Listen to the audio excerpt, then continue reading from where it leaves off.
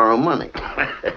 What does that get us? A discontented, lazy rabble instead of a thrifty working class. And all because a few starry-eyed dreamers like Peter Bailey stir 'em up and fill their head with a lot of impossible ideas. Now, I say... Just a minute. Just a minute. Now, hold on, Mr. Potter. Just a minute. Now, you're right when you say my father was no businessman. I know that. Why he ever started this cheap penny-ante building alone, I'll never know. But neither you nor anybody else can say anything against his character because his whole life was... Why, in the 25 years since he and Uncle Billy started this thing, he never once thought of himself. Isn't that right, Uncle Billy? He didn't save enough money to send Harry to school, let alone me. But he did help a few people get out of your slums, Mr. Potter. And what's wrong with that? Well, here, you're all businessmen here. Doesn't it make them better citizens? Doesn't it make them better customers?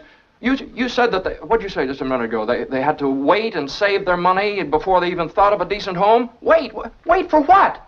Until their children grow up and leave them? Until they're so old and broken down that do you know how long it takes a working man to save $5,000? Just remember this, Mr. Potter, that this rabble you're talking about, they do most of the working and paying and living and dying in this community. Well, is it too much to have them work and pay and live and die in a couple of decent rooms and a bath? Anyway, my father didn't think so. People were human beings to him, but to you, a warped, frustrated old man, they're cattle. Well, in my book, he died a much richer man than you'll ever be. I'm not interested in your book. I'm talking about the building and loan. I know very well what you're talking about. You're talking about something you can't get your fingers on, and it's galling you. That's what you're talking about, I know. Well, I've said too much. You're the board here. You do what you want with this thing. There's just one thing more, though. This town needs this measly one-horse institution, if only to have some place where people can come without crawling to Potter.